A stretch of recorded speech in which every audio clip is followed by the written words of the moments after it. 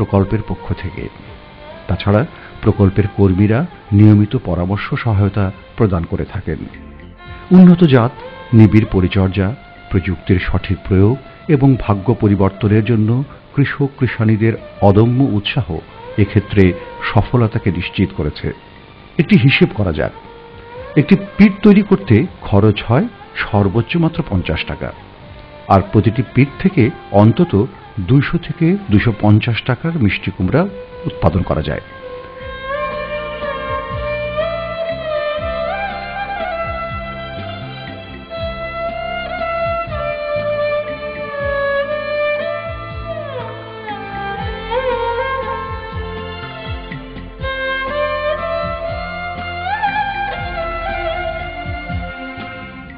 এই হিসেবে প্রতি কৃষক এক মৌসুমে অর্থাৎ 5-6 মাসে গড়ে প্রায় 49,000 টাকা মুনাফা করেছেন।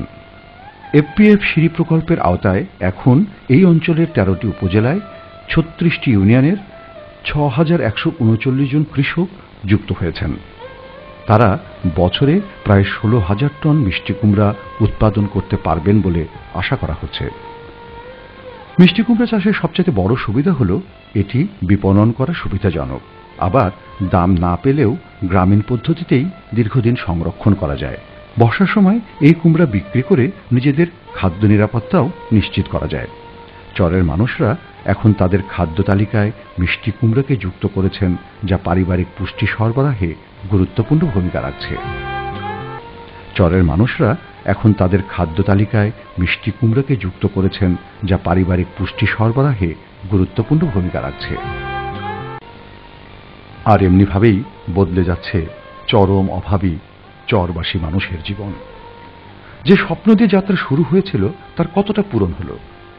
প্র্যাকটিক্যাল অ্যাকশনের কর্মসূচি ব্যবস্থাপক এজেডএম নাজমুল চৌধুরী জানালেন সেই কথা। Something is better than nothing objective নিয়ে যেটা শুরু হয়েছিল 2004 সালে, সেটা হাঁটি হাঁটি পা পায়ে সামগ্রিক আমাদের টিমের এবং কর্মীবৃন্দের এবং এই কৃষকদের ঐকান্তিক প্রচেষ্টায় আজকে আমি বলবো একটা সার্থক রূপে এটা আবির্ভূত হয়েছে এই নর্থ ওয়েস্ট বাংলাদেশে।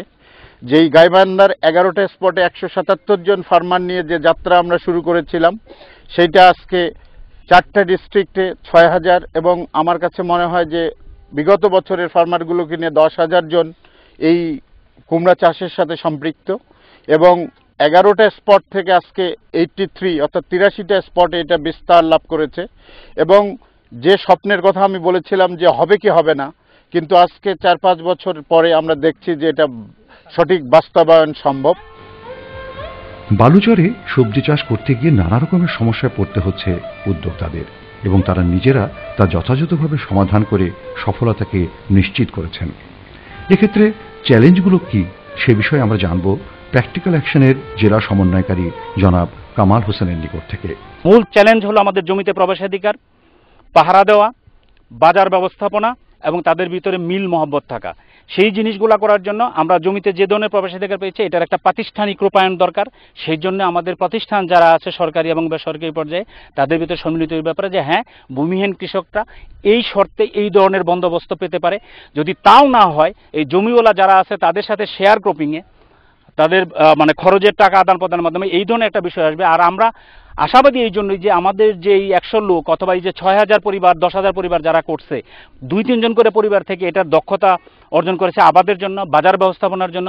সুতরাং এই দক্ষ লোকগুলারে যারা জুদ্দার বা জমিদার আছে তারাও ব্যবহার করবে এবং তাদের কর্মসংস্থান সৃষ্টি হবে।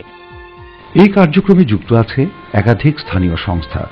প্রকল্প শেষ হয়ে গেলেও এর ধারাবাহিকতা বজায় রাখার ক্ষেত্রে এই সংস্থাগুলো অঙ্গীকারাবদ্ধ। আমরা এবছর 2020 জন হতদরিদ্র পরিবারকে সংগঠিত করে এই প্রযুক্তির মাধ্যমে আমরা প্রশিক্ষণ দিয়ে এই সকল বালুচরে যে সকল চরে কোনোদিনও কোনো ধরনের ফসল হইতো না, এই প্রযুক্তি এবং প্রশিক্ষণ এবং তাদেরকে উদ্বুদ্ধ করে সংগঠিত করে আমরা এই বছরে এই 20 জন কৃষককে একত্রিত করে আমরা এই কুমড়া চাষে আমরা সহযোগিতা করি। যে সময় কোনো দাতা সংস্থা থাকবে না অথবা কোনো সহযোগী সংস্থা থাকবে না, তারপরও আমরা একতা যেহেতু স্থানীয় সংগঠন এলাকার জনগণকে নিয়ে আমরা তাদের মাধ্যমে সঞ্চয়ের মাধ্যমে তহবিল গঠন করে আমরা আমাদের যে দক্ষ কর্মী বাহিনী আছে তাদের দক্ষতা দিয়ে, তাদের প্রযুক্তি দিয়ে আমরা ব্যাপক আকারে আমরা এই কুমড়া চাষ অব্যাহত রাখবো, এইটা আমাদের একটা প্রত্যাশা। দারিদ্র্য বিমোচন, কর্মসংস্থান সৃষ্টি সহ নানা ক্ষেত্রেই প্র্যাকটিক্যাল অ্যাকশনের ইতিবাচক কর্মকাণ্ড রয়ে গেছে। বালুচরে সবজি চাষ বা মিষ্টি কুমড়ার চাষকে